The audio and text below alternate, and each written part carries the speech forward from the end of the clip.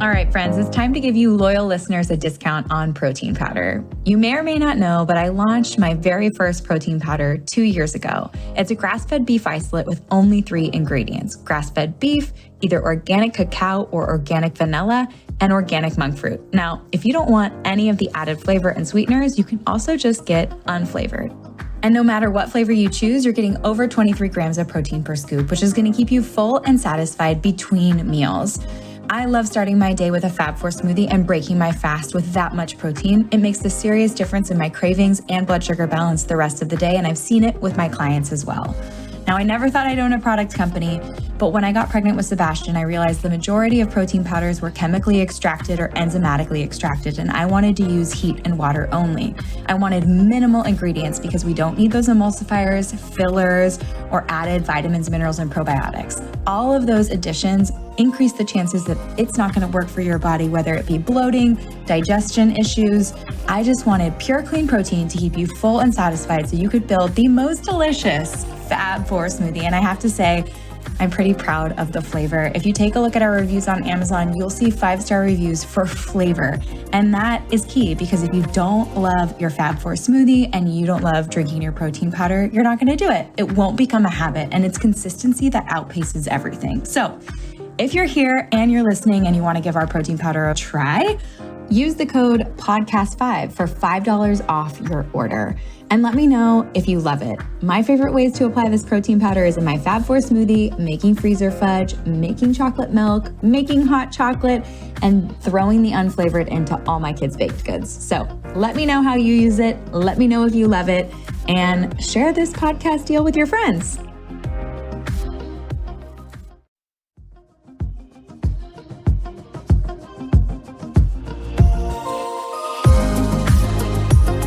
I loved this episode so much, and I can't wait for you guys to tune in. Ashley Stahl is a counterterrorism professional turned career coach, spokesperson, and author of the brand new best-selling book, U-Turn: Get Unstuck, Discover Your Direction, Design Your Dream Career.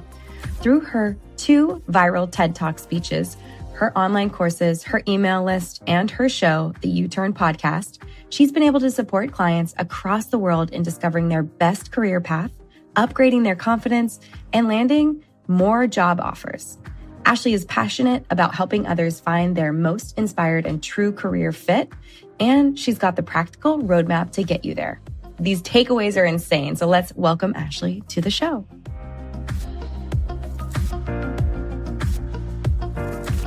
Ashley, welcome to the show. Thanks for being here. I'm so excited to be here with you. So much fun.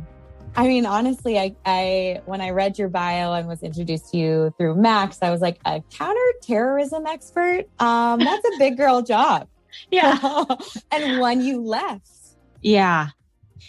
Just because you can doesn't mean you should with your career sometimes, Like, I remember, being in college and going to career services and going to the woman inside and saying, I don't know what I'm going to major in. And I was kind of operating out of that belief that you absolutely use your major for your whole career, where as now I know 27% of America uses their degree and the rest don't.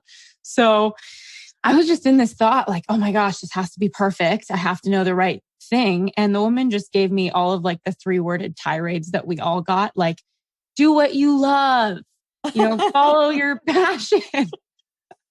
And I just remember thinking to myself, like, I feel more confused than ever because I love cupcakes, but I'd be a horrible chef, baker, I love movies, but I'm definitely not meant to be a film director. It's just, there's such a misunderstanding in the world. And I definitely fell into that. But, growing up right now during the pandemic, I think a lot of generations have like defining moments, and COVID, obviously has changed everybody's life, but I think especially Gen Z, when they're graduating college, not finishing college, they're entering into a completely different world. And for the millennial generation, that moment was 9/11. Like, I had family on the East Coast. I grew up in a house where the news was always on. My dad was always fighting with my uncles on Sunday dinners about politics. For better or for worse, I formed an opinion. And so when I got to college and had that conversation with that woman, it was just like, okay, I guess I'll, study government and, maybe I'll catch Osama bin Laden, like, because I just watch the news so much. And it's silly. I sound so ridiculous, but No. That's how a lot of career decisions happen in our minds. Like we have these high impact moments, like 9/11 is pretty high impact.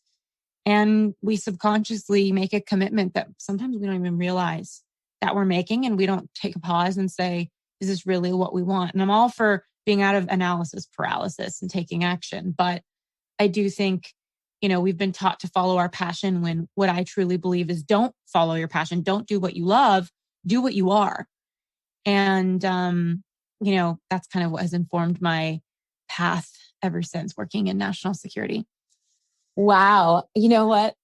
Your first sentence, you should do just What because you are. can. Yeah. I mean, you should. Like, I feel seen. Yeah. I feel seen. Like, I could distill cancer research to doctors. I could inform them on how to use new technologies, but it was soul sucking. Yeah. Like, I didn't feel the passion that I feel behind wellness.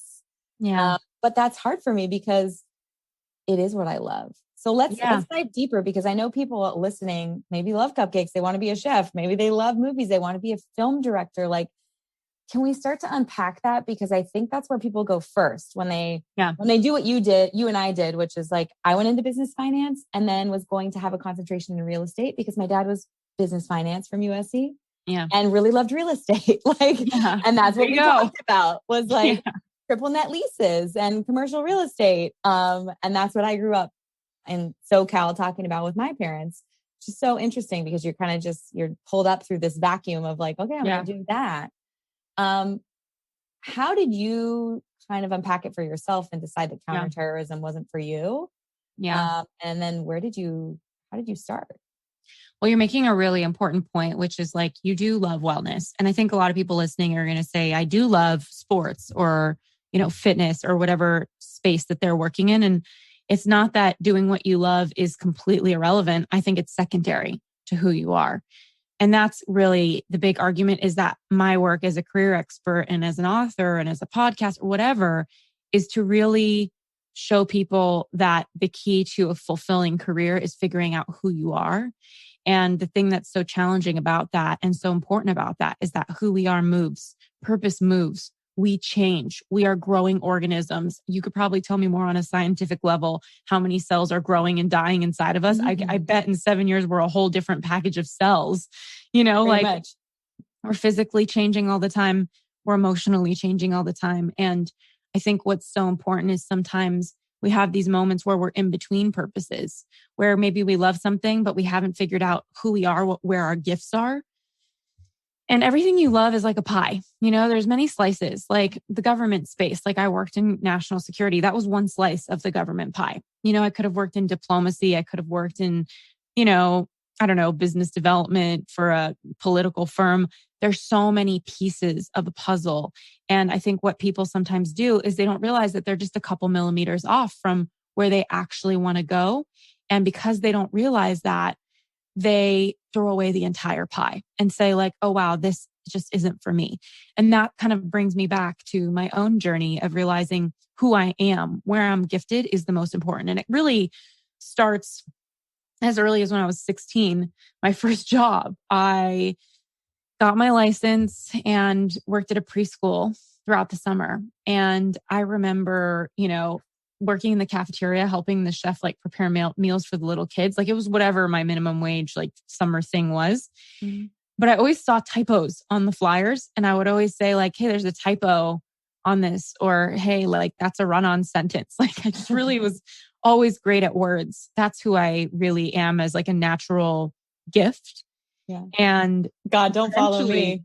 I'll send you some messages like, Kelly. You're going to be like my husband where he's like rewriting my captions and texting me. Oh my gosh, that's amazing. Honestly, there's something about words that like it feels like a past life. Like I just feel like I came born with an understanding of words and vocabulary and languages. Like when I was 5, my mom taught me Spanish. Not that she was a native speaker, like she had learned Spanish and wanted to teach me.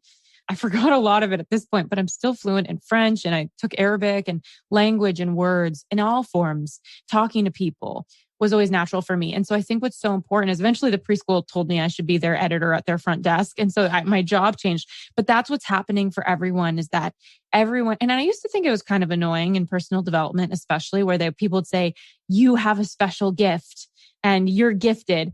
I used to be like, well, maybe some people don't. Maybe that's just like this, the harsh reality of the masses or something. But after doing this work for 10 years, I really do believe everybody does have a gift. It's really the case. I've seen it. I've worked with people who are completely misplaced in their career, only come to find out they're a couple millimeters off. They just need to shift something about what they're doing. And a lot of the time, it could be as simple as being an introvert versus an extrovert. Maybe you're great at words. And if you're an introvert, you're a writer. But if you're an extrovert, you're going to be happy as a speaker. And sometimes how people are expressing their career, maybe they're in the right job, but it's asking them to be too extroverted or too introverted. And there's some tweaks. And so I could go on obviously forever about this, but for me, I have learned, especially working in counterterrorism, that there's two dynamics that everybody has to kind of straddle in their career. There's what you do, which I would believe is my argument of who you are, where your gifts are, how you spend your day. Because you could love sports, but if you're like the janitor at the sports company, then you're around sports. And that's what I think a lot of people are doing. They're choosing a job and they're letting their interest be a backdrop, but it's like they're in the wrong role and they have the wrong responsibilities and it's demanding them to be someone that they're not. And so that's the what. The how. That's super powerful though. Like just even thinking about someone wanting to be in the wellness space and then working for a blog and then actually editing articles, but they're like me and maybe grammar and spelling isn't their strong suit, but distilling research and explaining it with an analogy or empowering someone is maybe their strong suit.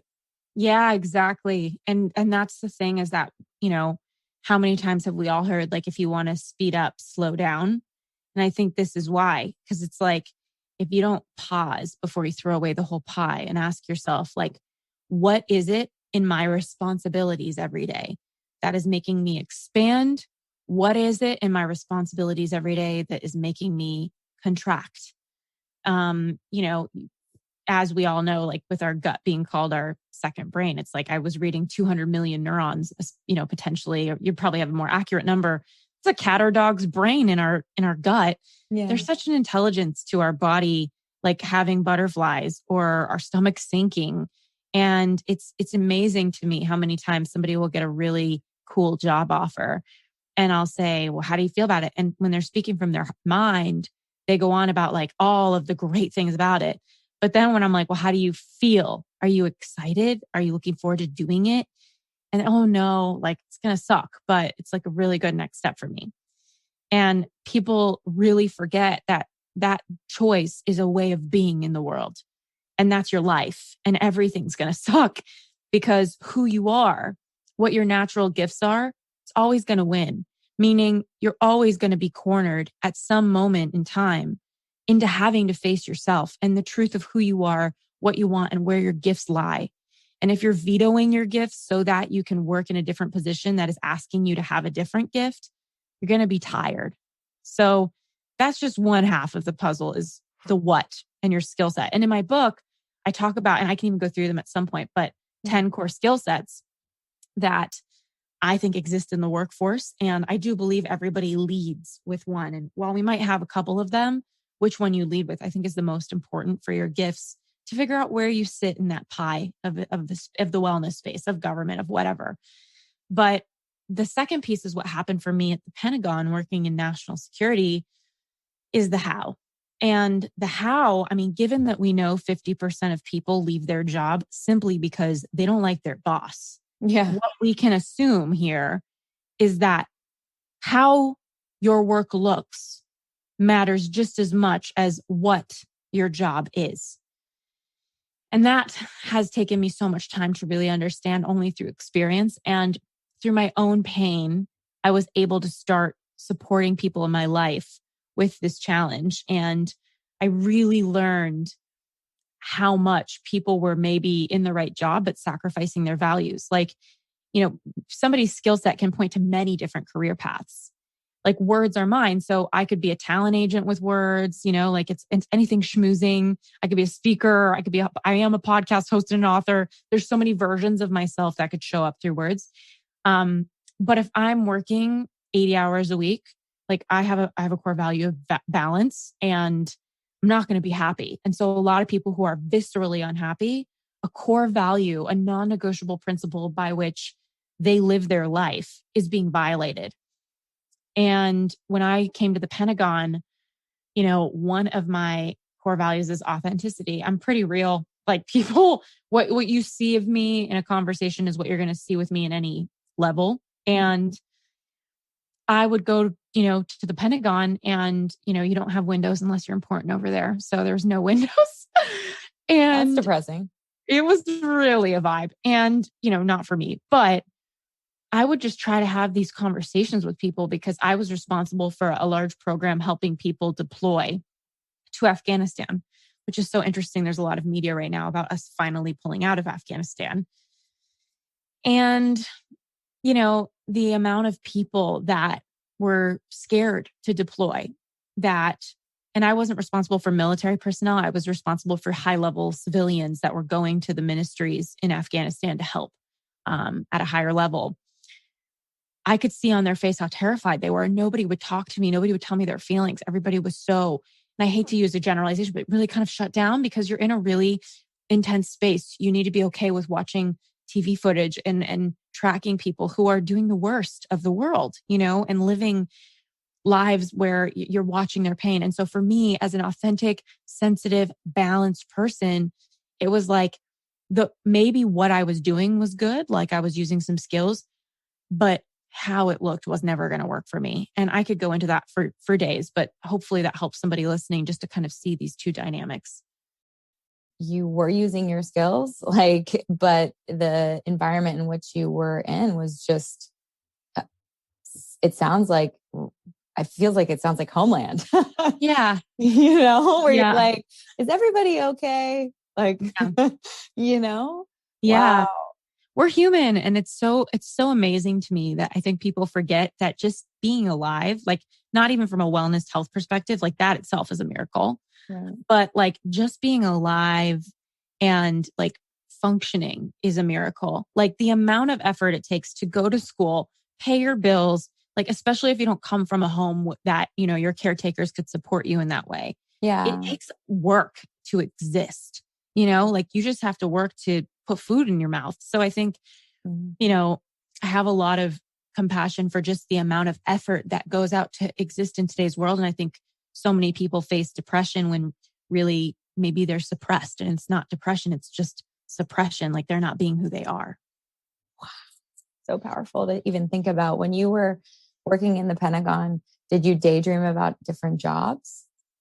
I love daydreaming. I do that all the time. I feel like another value, speaking of, like I always think people have, we can have limitless amounts, but I like to try and find 5 for everyone, especially if I work with them, because it's manageable. Like you can implement that into your career. Freedom is one of mine. So whenever I don't feel free, I tend to start fantasizing. And that's always a sign for me that there's a longing that I need to tune into. And that's really the concept of my book. Like it's called U-turn. Why U-turn? Because to me, a U-turn is that critical moment where you're so honest with yourself about something that is just not working. And instead of like pushing it down, making yourself sick over, you're only as sick as your secrets, right? Like pushing it down, for once you listen to it and you honor yourself. And so, yeah, I would say like that freedom, whenever I see myself fantasizing, I'm like, okay, what is this longing about? This longing is usually a whisper for me to make a U-turn. I love that. Let's get into these core skill sets and the values that you find for clients and how they can start allowing those to empower their career change or to keep them kind of aligned with the what and the how. Yeah. I think this is such a good starting point, because if you at least know where you're naturally gifted, you can start to pull on opportunities and start to notice people who are using the same gifts as you and start having conversations and learning what's out there. The first core skill set is innovation. So, I mean, they're not ranked in any particular order, but this one is the creative self-starter, problem solver. Usually they're a second in command at a company, or they're the entrepreneur who founded the company. So it's really the intrapreneur or the entrepreneur. Mm-hmm. And usually you kind of know which one you are based on your relationship to freedom and financial risk. So I find entrepreneurs, they need like all out freedom. They need creative freedom. Like they don't want to work an idea that's not their idea. Like they don't see the point of it. Or else they need time freedom. Like they need to work when they want to work because they get creative when they want to be creative. Creative genius could strike at 3 a.m. Like I wrote the whole intro to my book in a half hour, because that's when it hit me. So that's entrepreneurs. Intrapreneurs, they don't necessarily need that level of freedom. They need some autonomy and they need some flexibility. So they don't want to feel like they need to like get a hall pass to go to the bathroom or go to a doctor's appointment or, in today's working remote world, a lot of entrepreneurs are so satisfied, I think, and able to sustain a job that they probably wouldn't have long-term because they have flexibility now. And the second skill set is building. And this one reminds me, all of the skill sets are really energies. They're not just tactical. It's how you're putting your energy out. So building could be literal. It could be like a construction worker building something. It can be somebody who's very strategic and they like to build things. They're a strategist and their mind works in a building capacity. It could be somebody that's working on a personal brand. They're building something out. It's really about how you use your energy, how you think, and how you're gifted. And then the third one's words, which we kind of talked about with me.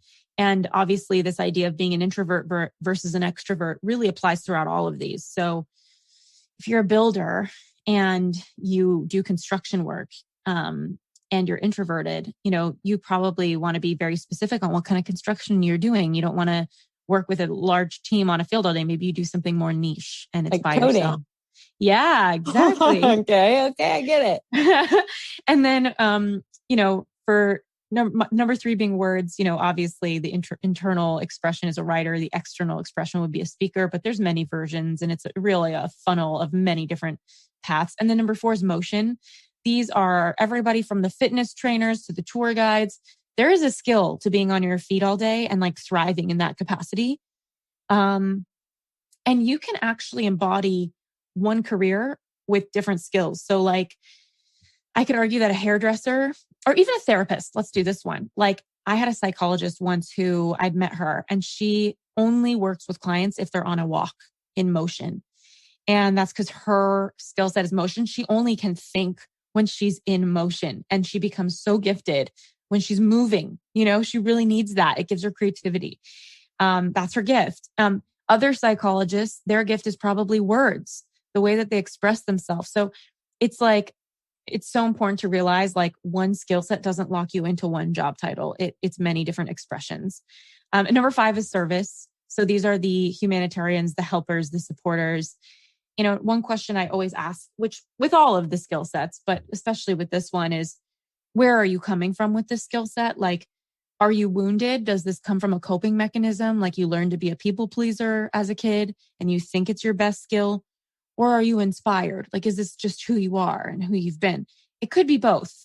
You just need to maybe take that moment to ask yourself that, because I've seen so many people pleasers who aren't actually service people. They're innovators or other things, but they've learned so deeply to people please that they think that helping and service is where they belong.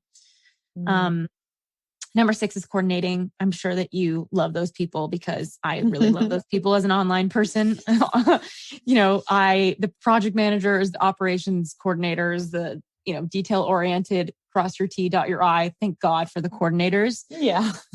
Whenever I career coach somebody who's a coordinator, I'm like, man, I literally tell me what it's like, What is it like to be that organized and coordinated and like have everything just so. Yeah. And I don't know. It's also just given me permission to like help people celebrate if they get laid off or fired. Obviously it's very challenging, but really celebrate like you were clearly working in a skill set that wasn't your skill set.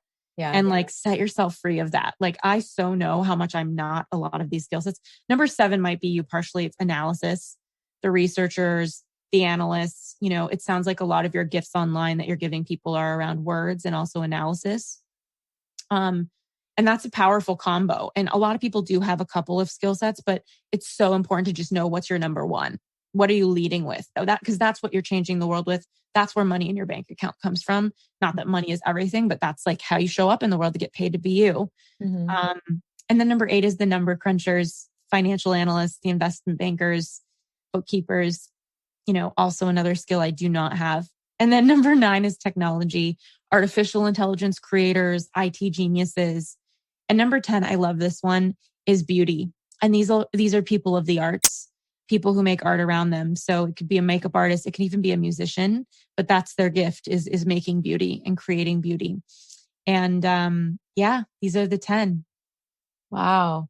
It's interesting because I do feel like I resonate with a few. Like I resonate with innovation and building because when I look at my business, I look at it like a building. I'm like, how am I building different streams of income? How am I building out my my gifts, which are maybe analyzing the research and speaking it to people via like online courses or via my books or whatever it is. How am I reaching them in where they are? Is it through a book? Is it through an online course? Is it through the podcast?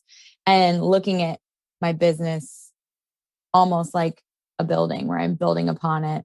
And I don't know. I mean, I'm definitely not technology. Yeah. I don't know necessarily that I'm beauty because I think my recipe pictures would be a little bit prettier. I'm definitely not coordinating. But it still comes back to what's natural for you, right? Like all of us are multifaceted beings. We can play in all of these skill sets, some obviously a lot more than others. Mm-hmm. I think one question when you're kind of like in your shoes where you're looking at it, because I think a lot of people do this. They're like, I resonate with 3 or 4 of these. Mm-hmm. Ask people around you, when have you seen me at my best? And you can make it career focused. When have you seen me at my best in my career? Ask a couple colleagues, ask your partner, ask your parents, ask your friends that, have seen you, people that you feel like have a pretty authentic sense of you. Yeah. And I like to find medium people, like people who maybe don't hang out with me all the time, but they have a pretty authentic sense of me. And what happens is they'll say, and I like to write it. So I'll email it or text it so I can read their response. So you can say like, this crazy career coach, Ashley Stahl on Kelly's podcast wants me to ask you, when have you seen me at my best in my career? But when you look at people's answers, you'll start to notice what skill sets are people pointing you to. And, I think we live on a spectrum. Everything is gray, nothing is black or white. So it is possible that some people will be 2 skill sets that they really, truly are building their life and their career with. But I like to just encourage them because I do think the majority really has one that is like, this is where they're really gifted. Like I've got a knack for beauty, like I'm good at interior design and, all that kind of jazz, but I'm a words person. Like there's kind of a level of efforting in the beauty. So yeah, that's what I would say for anybody who's questioning it.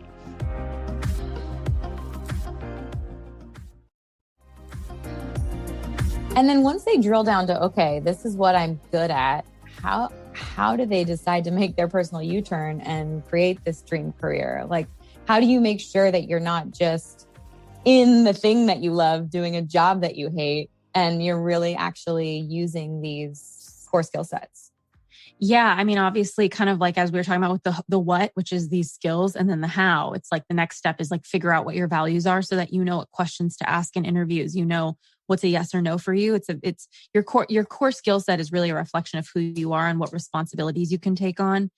Your core values are a reflection of what kind of environment you can be in and it's a filter for you of what's a yes or a no. I love that. Can we get into core values and what are some important core values that you think people should decide on or feel like maybe this is something that they should analyze a career opportunity with? Yeah, I love talking about values because I think there's a lot of confusion and I think there's a lot of people mentioning how important they are, which is good. Where I think people get stuck is that they pick words. So core values are anything. I define them as non-negotiable principles by which you live your life. And everybody has them kind of ingrained in the fabric of who they are. And you can usually find them when you're a kid. Like I was reading Shel Silverstein's Where the Sidewalk Ends on a hammock at age 7, went through the whole book in a day. I've always valued creativity. That's one of my values, So we can see little traces of little pieces of who we are. I would go through a list of core values. I have one in my book. I'm sure you can find one online if you're over me and don't want to read my book. But honestly, it's so important. And my wish for anybody who's listening is to take that moment to reflect. And sometimes you need to have a conversation with people that know you to say, like, do you see me valuing this? Like, do you see me? And a core value for me is something that you can see on someone. And it's so deep in who they are that if you remove that thing, people are going to think something's up with you. Like humor is another one of mine. So I'm being quite serious on this interview, but usually I'm pretty much a joker, and people will come over like friends. And if I'm not funny after like an hour has gone by, people will say like, are you okay? Like you seem off. That's because it's a core value. So what mistake people tend to make is they pick words that are a little bit aspirational. Like I had a lawyer client and she was a high performer, amazing woman. She was not peaceful, but she picked peace as a core value. And I'm like, no, that's an aspiration. And we both laughed really hard because we we're just having this moment like, this is very aspirational, but not the truth of who you are. Like you did not come into this world as a beacon of peace for yourself and those around you, you know? Yeah. So I think that's part of the self-honesty. I love that because you're actually, I mean, aspirations are interesting. And I kind of want to break that down with you because should that lawyer be aspiring to be peaceful, or should she just be owning who she is and kind of being in alignment with what her core values are and, you know, her like building this dream life? Yeah. You know, it's something that they both matter. I think your core values matter for your choices today. So if you're going to take a job today or you're going to get in a relationship today, it's not just about what are your values, but what do they look like? Because you can have like John Doe in New York who values adventure. And for him, that means skydiving. And then you've got like Rachel in Miami who loves adventure. And for her, that means trying out new restaurants or brunch spots, you know, like it's really important to look at what it means for you. Mm-hmm. I think that's what filters what your yeses are in the now that will honor your needs, because your core values really are just needs that you have to be yourself and to feel yourself. I think your aspirations matter, and that's where manifestation comes in. That's where personal development, healing, and growth come in. So when you're going through the core values lists that you look up, whether it's in my book or anywhere else, I would say asking yourself, what are a couple words that are like so deep in my heart that I so want to embody and work on?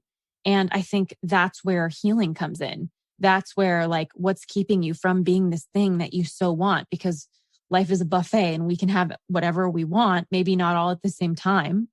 So I think the question is like, how can you really look within yourself and say like, I want to have more peace. And then I would write down on a piece of paper, I don't have peace because, and fill in the blank. Like, why don't you have more peace? What's keeping you? Usually it's a limiting belief. It's not actually the truth. Wow. Super powerful. I mean, you've named a couple core values that I think align with who I am as a person. I really want freedom and I really want balance. Yeah. I think if I were thinking an aspirational one, I really want presence.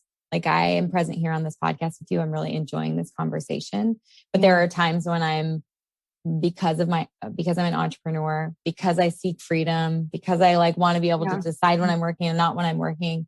Sometimes being with my husband or being with my kids or even being with people that I work, coworkers, I'm thinking about my kids, or with my kids, I'm thinking about my work and I'm not feeling present. So that actually like, I can't say like I'm a present person. I would say I am working on it like nobody's business. Yeah. I'm trying to figure out, well, how do I create a life that allows for the or like the freedom and the balance that I need in food, that I need in business, that I need in my family life. But how do I get to that aspirational, how do I create that aspirational life where I'm like, okay, like, is it just working on it? Like, what would you say? I love this question because I actually am more tactical with this kind of thing. And I feel like in self-help, a lot of the times it's like, I'm going to work on this. And it's like a lot of people, me included, sometimes are like, what does it mean to work on something? You know, like give me something tangible. Yeah. Like, Yeah, I have something for that. I would say, so anybody who's listening who has an aspiration and they're not embodying it, in the moments you notice that you're not embodying it, and obviously sometimes life is just living you and you don't notice that you're doing it. But when you suddenly notice like, wow, I'm so not present right now, because we all have that guilt. Like I get that with my partner where I'm on my phone and he like dodges me the like beady eye and I'm like, oh damn, I just got lost in my iPhone. Yeah. So it's so important to, what I do in those moments is I say to myself, what was I believing about my life, about my work, about the world that made me want to get on the phone? Or what was I feeling? What emotion was I feeling that I didn't want to feel? And I go back there and if it's an emotion that was driving me to do that, I sit with the emotion. There are some days, and it's not all the time, obviously, thank God, where I'll put the covers over my head and be like, I just feel so like, for example, I had a sister who passed away, a few years ago. And when my big sister died, like grief was just like a moving target. It was like some days I was amazing. Other days when the best things were happening to me, I would miss her because like, you want to celebrate with share. people. Yeah. And so there were times where I would just put the covers over my head and feel it. And that got me distracted. So a lot of the times it can be a belief that you have about your life, or it can be a feeling you're avoiding, something really unpleasant. And I think COVID was so hard for so many people who haven't processed trauma or grief in their life, because there's nothing quite like sitting home and not being allowed to go hide in a bunch of plans and busy schedules that can, make you face yourself. Yeah. Oh, I'm so sorry about your sister. I can't even imagine what that was like. Having sisters is, it's life-giving. And I'm so sorry for your loss. I don't know how you've been processing that trauma, but I have people if you need people. Thank you. Yeah. It's interesting. Like for anybody, life moves and there's so many factors that show up in everybody's career. And sometimes it feels like we get hit with something in our lives and our life has stopped. Like our world is shook and stopped, and everybody else's life keeps going. And I think that's why I'm motivated in a way to do this work, because I think when you don't have clarity, it's like, it's such an opportunity cost. It costs you money because you're just busy with trial and error and not excelling in the thing you're supposed to be excelling in. Yeah. And it costs you heartache, and it costs you your values. Like if you're doing something that you don't want to be doing. And I think when my sister passed away or anything in my life has hit me, I've just been so grateful that I have clarity in my career on where my energy is going. And I feel supported by my career, because I know there's a lot of people who feel like, they forget that their college degree, it's there to serve you. Like you're not here to serve it. You're not here to like keep yourself doing something you don't want to do. Mm-hmm. And so, I think going through loss or just different things in life, it's so important that people start asking these questions of like, who am I and how can I honor that in my self-expression every day? Oh, I love that you said that you're there for your career. Your career isn't, or your career is there for you. You're not there for your career. Like, I haven't experienced the loss of a family member. I have experienced trauma. People who followed me for a long time know that Sebastian and I had a really hard delivery experience, and it was a very touch and go for a few weeks on what his health would be and if he would survive, and a number of things. And I remember the world feeling like my world stopped. Yeah. And I was in a vortex, and like, it's just like fast moving subways, just like the whole world is going by and I'm just here, just stuck.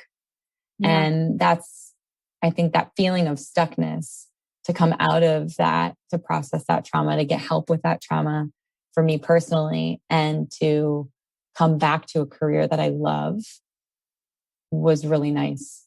I didn't feel stifled. I didn't feel, I think I felt more purpose in my career and it changed me as a person. Like it really changed my delivery. It changed my understanding of motherhood and speaking to the moms in my community. I mean, there can be silver linings in these really traumatic moments. But they can give us purpose if we feel it deep in our bones, Yeah, definitely. And I think a lot of people I kind of think about this with my dad because like, obviously my sister passed away. He lost a daughter. Like no parent wants to go through that. And he's been through the ringer in his life. Like when we were I was a little kid, he had a really successful financial firm. He lost the whole thing, which I guess there's privilege to having a bunch of money to lose. Yeah. But there was a while where he nearly claimed bankruptcy. So he just has grief about loss in his life. And he hasn't processed it, in my opinion, because there are moments where he just keeps repeating himself about things. And that's what happens when we don't process things that are limiting us, is we stay stuck in our grief. We stay stuck in trauma, and it limits our actual life. It limits our career possibilities because we are living at a volume level 3 out of 10, because it takes a lot of energy to push something down and not face it. It's like holding a beach ball under the ocean. And maybe the thing that some people listening are facing is a health thing. Like they feel a lump and they don't want to go to the doctor. Like they don't want to go here with the information. Maybe what people are facing is a career thing. Like they hate their job and their soul is dying and it's ruining everything, because how can you be great from 5 to 9 onwards when 9 to 5 was horrible? You did bring up something very interesting to me, which is this idea of like loving what you do.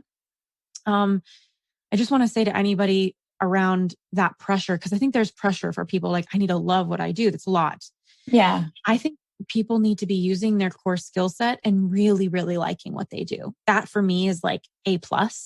Yeah. So if anybody listening to me in my eyes as a career coach, which this is just my 2 cents, if they feel like 80% of the time they're using their core skill set and they're liking what they're up to, I think they're ahead of the curve. And when you work in your zone of genius, when you work in your skill set on the periphery, you'll be handed opportunities because people see gifts. People notice it. It's rare. It's special. And when you're in your gift, people want you to do more of it. They want to use you for things. They want to ask you for help. And I think anybody who is working in that, they will be met with constant opportunities to hone in even more on that 80% and up it to 90%. But the pressure to love what you do isn't necessarily what I'm trying to get people to have, because I know that most people can't have that necessarily for some reason. They can, but maybe it takes more than what most people are willing to do. So yeah. It's really interesting that you brought that up, because I will say, not that I'm going to edit that I love what I do. Yeah. But it is important, I think, that people know that I do a lot of things that I don't love doing. Exactly. Right. Like I don't like sending bills to clients and doing my books. I don't like editing my captions on Instagram or having to keep up with some kind of algorithm so that people can learn something from me. I don't love waking up to an email inbox, from, with hundreds of emails that half of them I'm like, this is just, I don't even want to answer this. This is a waste of my time. I want to help people and work with people, and I want to learn something and use what I've learned, analyze it, and use my words to speak how people should change their life. That is such a small part of what I do every single day.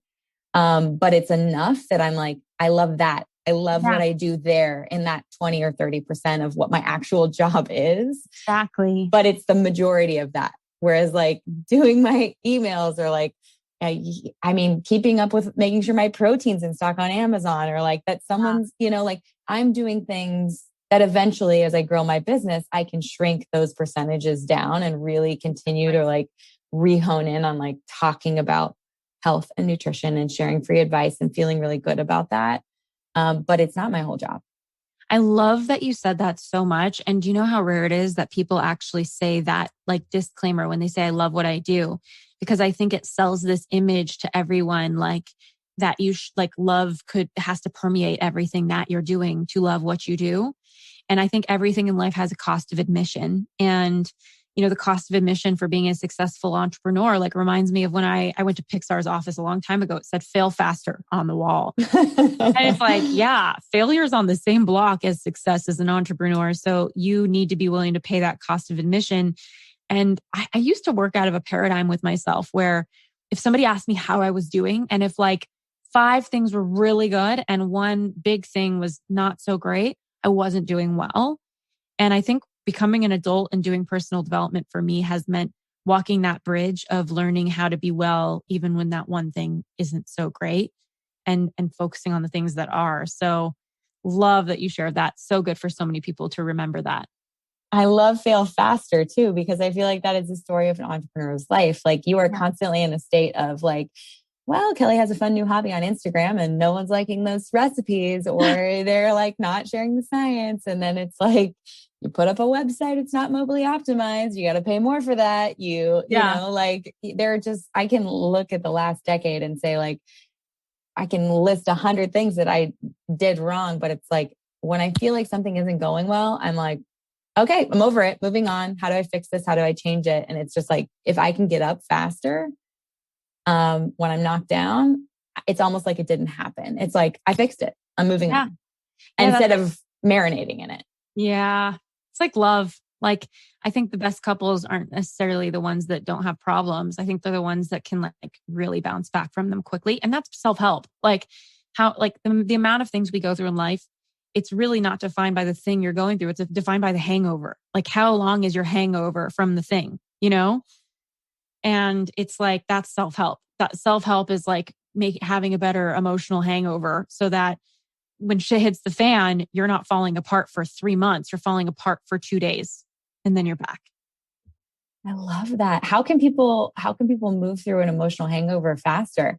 Yeah. Well, what liver tonics are we taking over here? I think it's a lot of kind of what I was saying, like feeling feelings. And I wish there was something better because, I don't know, it feels so trite, but no, it makes perfect sense.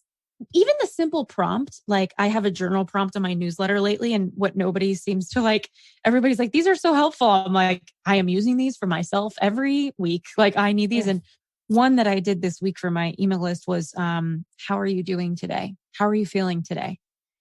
And I was like, wow, I've not asked myself that in ages. Like how many times do we ask somebody how they're doing? When was the last time I asked myself how I'm doing?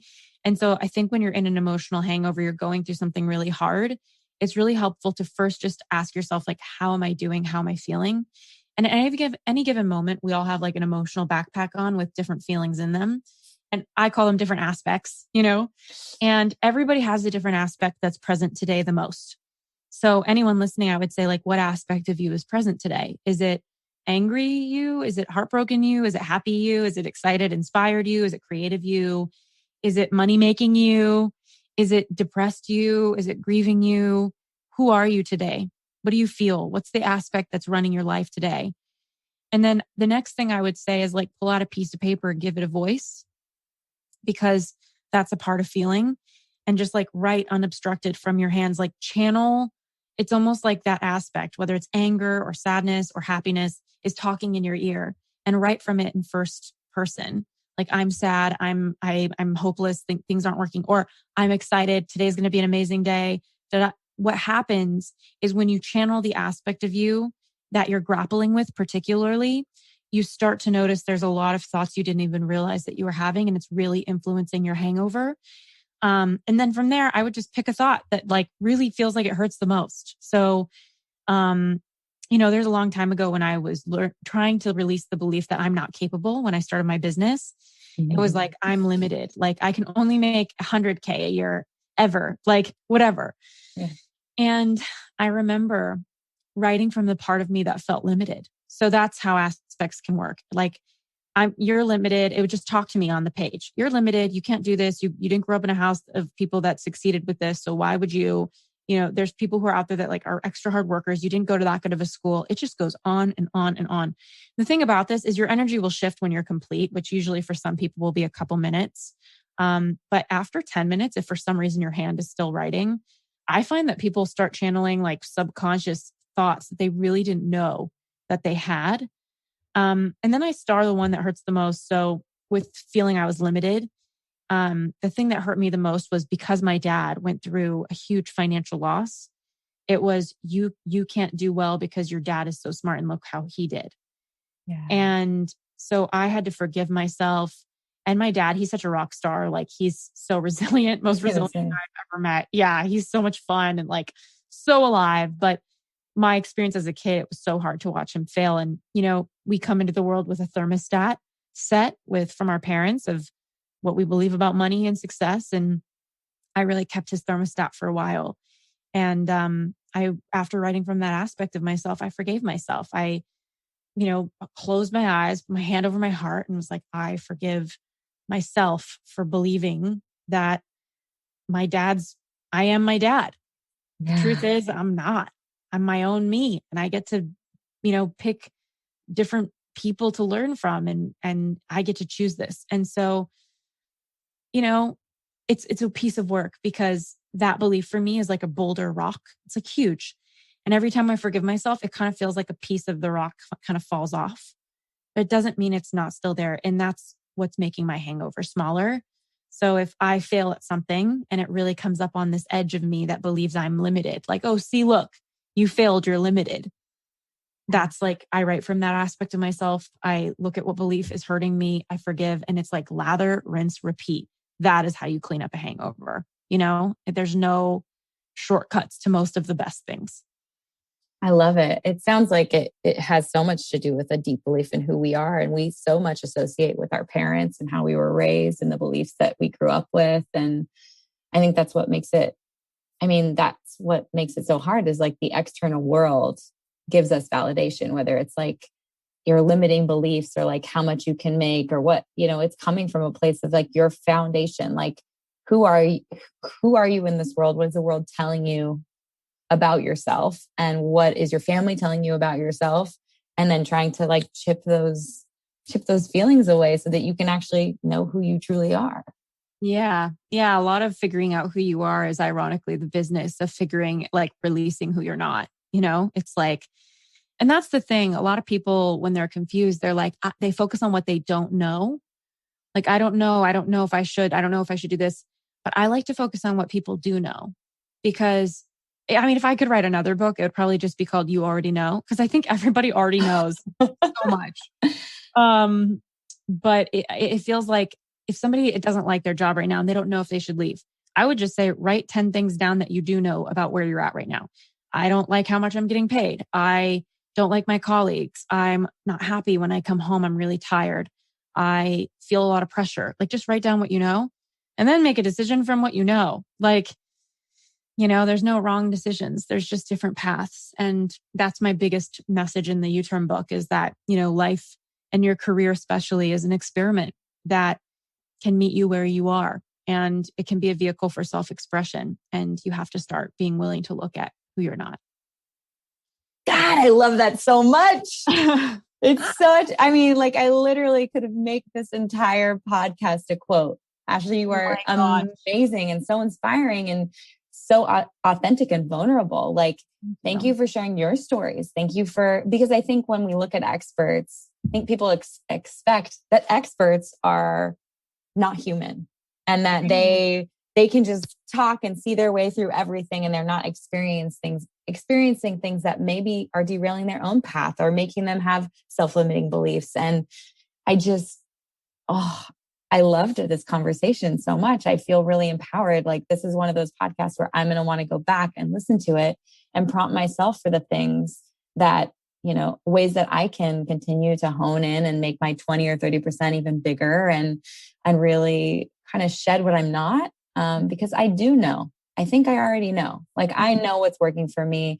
I want to go see what those core values are, because I just want to see the list and circle the ones that really, maybe aren't aspirational, but the real true ones of who I am, and kind of dig deeper into, what are my skill sets and try to get in the vortex of that, because I think that's where, like you said, the opportunity comes. That's where, brands are reaching out and people want to collaborate and I'm having fun, and that's the good stuff. That's the sweet spot. Yeah, I love that you're saying that. I really do feel after doing this work that there's like 3 lily pads. And the first one is just like people not liking what they do and not knowing what to do next and not being willing to go find out because it's inconvenient. And then the second lily pad, I think, is where I try to get people with my book is in their zone of their gift. Like, who are you naturally? Because then when you work in that river current, opportunities start to come at you like we were talking about. And I think you give yourself the opportunity to work on the third lily pad, which can take years to get to if you get there. And that's Dharma. That's like full on, like a spiritual, divine experience of what you're doing in the world. And I think that your ticket to get there is at least finding out who you are so that you can start allowing life to present you with opportunities from that space and from your gifts. And, writing my book was the first time I've ever experienced that sort of like third lily pad where I'm like, wow, there is a place that everyone has the opportunity to create from if they're willing to work on themselves and like figure out who they are. And it's so special. It would be my wish for anyone to experience it. Oh, I love it. The Dharma is like, it's like editing your world because of all the opportunity, deciding what to bring into it. I love it so much. Yeah. Thank you. Well, I want you to write a second book. We'll see. You already know. Let's do it. The first one was an emptying, like everything I know about how to figure out your career path in 300 pages in a yellow book.